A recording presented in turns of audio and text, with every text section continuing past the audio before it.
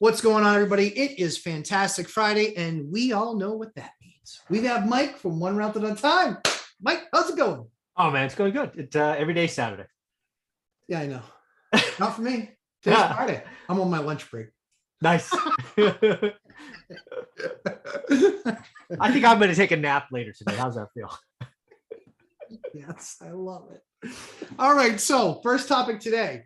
I think that this one is, I've had a lot of questions about this in the last couple weeks, especially, is Mike, is it better to own one rental completely outright where you don't have any bank debt on it whatsoever?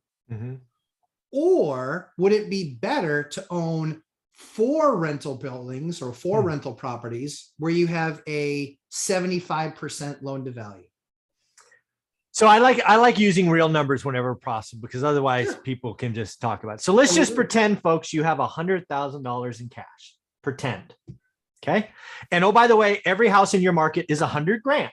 Again, we're pretending. Yeah. So in this example, what I think you're telling me is, Mike, do I go buy one house for $100 grand, own it outright? Yes. No mortgage debt, so cash flow's great. Mm-hmm. Or should I go buy 4 houses, 25K each? We're ignoring transaction costs and all that nonsense for this. Yep. And have 4 fixed rate loans, but cash flowing a lot less. I think that's what you're asking me, right? Yeah. Yes, correct. Because you have mortgage debt. Yes. So now there's always that corner case of individuals out there that are just so fearful of debt and all of that. But you're asking me my opinion? Yeah. My opinion, without question, is you want to own 4 with 75%, which I consider conservative leverage. Certainly if you're beginning your journey. If you're at the end of the journey and you've got enough, and do whatever the hell you want. But most people watching this channel are at the growth stage. And again, time in market is more important than timing the market. Recycling capital is the turbocharger of this business. That's right. And I promise you, the only reason I was able to grow from 3 to 8, I didn't have any more money, was because I was recycling capital. And yeah, I would get 4 all day long and twice on Sunday. So we will make Dave Ramsey roll over in his future grave with these concepts. That's okay. Right? But the other thing that I see too is people so laser focused, right? And sometimes like the FIRE movement and things like that, trying to have 0 debt. Yeah. Well, one of the stories in my book, right, is a Dave Ramsey fan. That's right. She called me and she was like, hey, I'm confused. I'm tied up in knots. Again, I put this storyboard together on purpose. And one of them is a Dave Ramsey fan. She was, as I recall, a young lady in her 20s. And they did all kinds of things that were less than helpful. They got 20-year debt. They were negative cash flow because they were paying. There were things in there that actually hurt them, but they thought they were chasing Dave Ramsey. I was like, oh my God, what are you doing to yourself? So yeah, conservative, right? Again, folks, Dave Ramsey perhaps did some of the most stupid and insane practices, which is why he went bankrupt. He had a portfolio of real estate that was worth, let's call it $1 million, or that was worth $4 million. No, it was worth 5. He had $4 million in debt. Yeah. He was a millionaire. He was a millionaire. He unfortunately chose 90-day debt on $4 million. You can't be that stupid. He had equity, but anytime you have to fire sell stuff, you're not getting real margin. So it's like crypto millionaires. Yeah.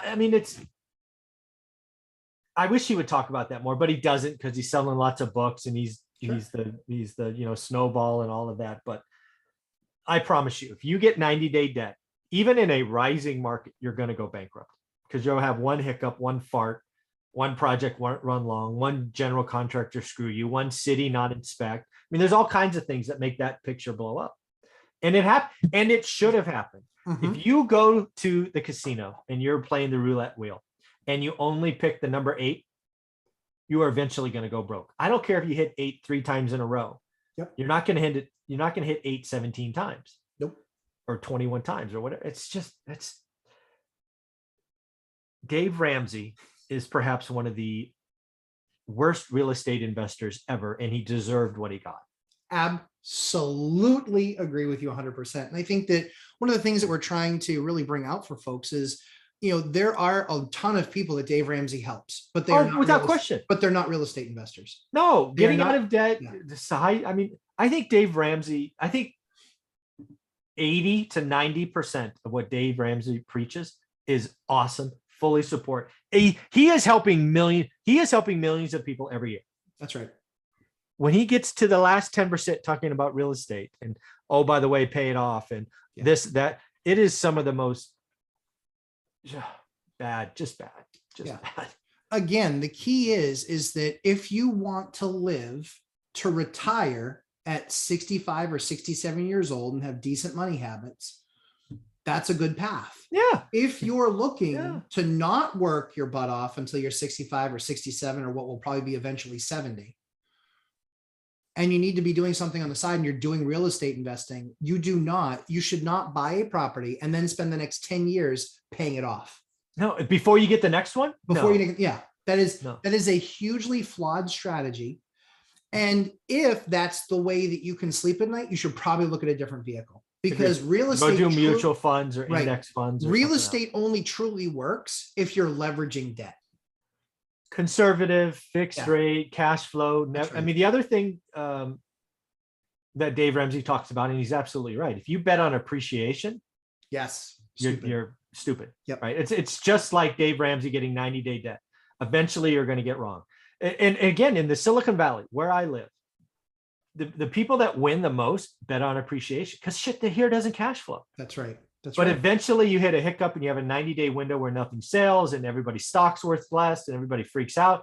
And then your hard money debt just eats you alive, and pretty soon you're bankrupt. That's right. Never bet on appreciation. If you're following one rental at a time, I don't even have appreciation in any of my spreadsheets. Does it happen? Yes. Sure. Do I calculate it? Never. Not until that PFS comes around. Yeah. Yeah. Like once a year when the freaking banks go, it's time for your personal financial statement. I'm like, wow, I'm worth that? That's crazy. How much money will you give me up to 70% LTV? Yeah. What's the number? Yeah. Let me see. What I got to do. I mean, the last time I did that, I didn't even fill out all the assets. I'm like, it's enough. I'm freaking done. Yeah. Jesus. What Those personal financial statements are something that once you get kind of more than 10 buildings and you're doing a lot of commercial loans, every year, the bank that you do a majority of your business with, they're going to want you to do a personal financial statement where you're listing all of your properties, all of your assets, all of your cash flow, all of those things. That is a Herculean effort. Herculean. It is. I mean, Mike, that takes us probably, and we have this stuff in spreadsheets already. Yeah. Like it takes us probably still like 20 hours. Yeah, probably. And again, and the reason it takes us, or at least it takes me so long, is I think my net worth statement is damn near irrelevant. Yeah. Who cares? I don't even care. Nope. Right. I don't spend. Now, if you want to talk about my monthly cash flow, let's have that conversation. Yeah. But net worth, I mean, it's just such a bogus number. Yeah. I mean, and let me save you all from putting the question in there. He's not going to answer what his monthly income is. No, I'm not going to. And it's more than I need. Nor should he. Mind your own beeswax. Yeah. I replaced 2 6-figure incomes. I haven't worked a day in my life since I was 45 and I'm almost 50. So I'm doing okay. Yeah, exactly. And you know what? That's what anybody should aspire to do. 45 years, 6 months, and 14 days. I love that you know down to the day. And if you're wondering what that is, 45 years, 6 months, and 15 days is when Mike retired. Exactly. And so I will call it all good if I can just retire one day before. I want you to. And it's Mike, it's coming in. It's coming in hard and fast. I like it. It's coming in, like I have less than a year.